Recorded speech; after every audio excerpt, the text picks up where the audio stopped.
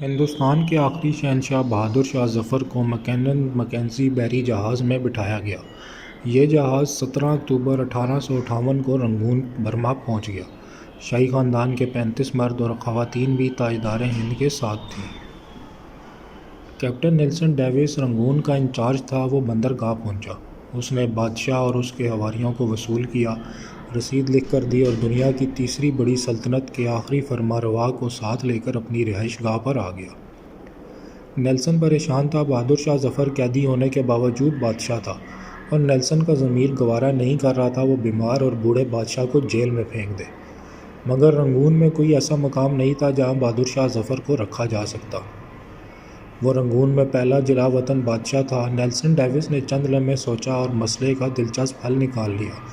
Nelson نے اپنے گھر کا گیراج خالی کروایا اور تاجدار ہند دولِ سبحانی اور تیموری لہو کے آخری چشم و چراغ کو اپنے گیراج میں قید کر دیا۔ بہادر شاہ ظفر 17 اکتوبر 1858 کو اس گیراج میں پہنچا اور 7 نومبر 1862 تک 4 سال وہاں رہا۔ بہادر شاہ ظفر نے اپنی مشہور زمانہ غزل "لگتا نہیں ہے دل میرا اجڑے دیار میں، کس کی بنی ہے عالم ناپائیدار میں، اور کتنا بد نصیب ہے ظفر دفن کے لیے، 2 گز زمین بھی نہ ملی کوئے یار میں" اسی گیراج میں لکھی تھی۔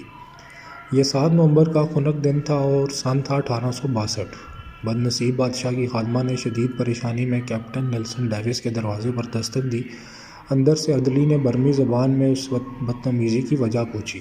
خادمہ نے ٹوٹی پھوٹی برمی میں جواب دیا، "دولِ سبحانی کا سانس اکھڑ رہا ہے"۔ اردلی نے جواب دیا، "صاحب کتے کو کنگھی کر رہے ہیں، میں انہیں ڈسٹرب نہیں کر سکتا"۔ خادمہ نے اونچی آواز میں رونا شروع کر دیا۔ اردلی اسے چپ کرانے لگا، مگر آواز نیلسن تک پہنچ گئی۔ وہ غصے میں باہر نکلا۔ خادمہ نے نیلسن کو دیکھا تو وہ اس کے پاؤں میں گر گئی۔ وہ مرتے ہوئے بادشاہ کے لیے گیراج کی کھڑکی کھلوانا چاہتی تھی۔ بادشاہ موت سے پہلے آزاد اور کھلی ہوا کا ایک گھونٹ بھرنا چاہتا تھا۔ نیلسن نے اپنا پسٹل اٹھایا، گارڈز کو ساتھ لیا اور گیراج میں داخل ہو گیا۔ بادشاہ کی آخری آرام گاہ کے اندر بدبو، موت کا سکوت اور اندھیرا تھا۔ اردلی لیمپ لے کر بادشاہ کے سرانے کھڑا ہو گیا۔ نیلسن آگے بڑھا۔ بادشاہ کا کمبل آدھا بستر پر تھا اور آدھا فرش پر۔ اس کا ننگا سر تکیے پر تھا لیکن گردن ڈھلکی ہوئی تھی۔ آنکھوں کے ڈھیلے پپوٹوں کی حدوں سے باہر ابل رہے تھے۔ گردن کی رگیں پھولی ہوئی تھیں اور خشک زردہ ہونٹوں پر مکھیاں بنبنا رہی تھیں۔ نیلسن نے زندگی میں ہزاروں چہرے دیکھے تھے، لیکن اس نے کسی چہرے پر اتنی بے چارگی، اتنی غریب الوطنی نہیں دیکھی تھی۔ صرف ایک آزاد سانس کی اپیل تحریر تھی اور یہ اپیل پرانے کنویں کی دیوار سے لپٹی کائی کی طرح ہر دیکھنے والی آنکھ کو اپنی گرفت میں لے لیتی تھی۔ کیپٹن نیلسن نے بادشاہ کی گردن پر ہاتھ رکھا۔ زندگی کے قافلے کو رگوں کے جنگل سے گزرے مدت ہو چکی تھی۔ ہندوستان کا آخری بادشاہ زندگی کی حد عبور کر چکا تھا۔ نیلسن نے لوائقین کو بلانے کا حکم دیا۔ لوائقین تھے ہی کتنے، ایک شہزادہ جوان بخت اور دوسرا اس کا استاد حافظ محمد ابراہیم دہلوی۔ وہ دونوں آئے۔ انہوں نے بادشاہ کو غسل دیا، کفن پہنایا اور جیسے تیسے بادشاہ کی نماز جنازہ پڑھی۔ قبر کا مرحلہ آیا تو پورے رنگون شہر میں آخری تاجدار ہند کے لیے 2 گز زمین دستیاب نہیں تھی۔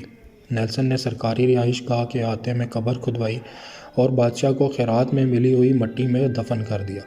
قبر پر پانی کا چھڑکاؤ ہو رہا تھا، گلاب کی پتیاں بکھیری جا رہی تھیں تو استاد حافظ ابراہیم دہلوی کے خزاں رسیدہ ذہن میں 30 ستمبر 1837 کے وہ مناظر دوڑنے بھاگنے لگے جب دہلی کے لال قلعے میں 62 برس کے بہادر شاہ ظفر کو تاج پہنایا گیا۔ ہندوستان کے نئے بادشاہ کو سلامی دینے کے لیے پورے ملک سے لاکھ لوگ دلی آئے تھے اور بادشاہ جب لباس فاقرہ پہن کر، تاج شاہی سر پر سجا کر اور نادر شاہی اور جہانگیری تلواریں لٹکا کر دربار عام میں آیا تو پورا دلی تحسین تحسین کے نعروں سے گونج اٹھا۔ نگارچی نگارے بجانے لگے، گوبے ہواؤں میں تانے اڑانے لگے، فوجی سالار تلواریں بجانے لگے اور رقاصائیں رقص کرنے لگیں۔ حافظ محمد ابراہیم دہلوی کو یاد تھا، بہادر شاہ ظفر کی تاج پوشی کا جشن 7 دن جاری رہا اور ان 7 دنوں میں دلی کے لوگوں کو شاہی محل سے کھانا کھلایا گیا، مگر 7 نومبر 1862 کی اس ٹھنڈی اور بے مہر صبح بادشاہ کی قبر کو ایک خوشحال کاری تک نصیب نہ ہی تھا۔ استاد حافظ محمد ابراہیم دہلوی کی آنکھوں میں آنسو آ گئے۔ اس نے جوتے اتارے، بادشاہ کی قبر کی پائنتنی میں کھڑا ہوا اور سورہ توبہ کی تلاوت شروع کر دی۔ حافظ ابراہیم دہلوی کے گلے سے سوز کے دریا بہنے لگے۔ یہ قرآن مجید کی تلاوت کا اعجاز تھا یا پھر استاد ابراہیم دہلوی کے گلے کا سوز؟ کیپٹن نیلسن ڈیوس کی آنکھوں میں آنسو آ گئے۔ اس نے ہاتھ اٹھایا اور اس غریب الوطن قبر کو سلیوٹ پیش کر دیا، اور اس آخری سلیوٹ کے ساتھ ہی مغل سلطنت کا سورج ہمیشہ کے لیے غروب ہو گیا۔ آپ اگر کبھی رنگون برما جائیں تو آپ کو ڈیگن ٹاؤن شپ کی کچی گلیوں کی بدبودار جھگیوں میں آج بھی بہادر شاہ ظفر کی نسل کے خاندان مل جائیں گے۔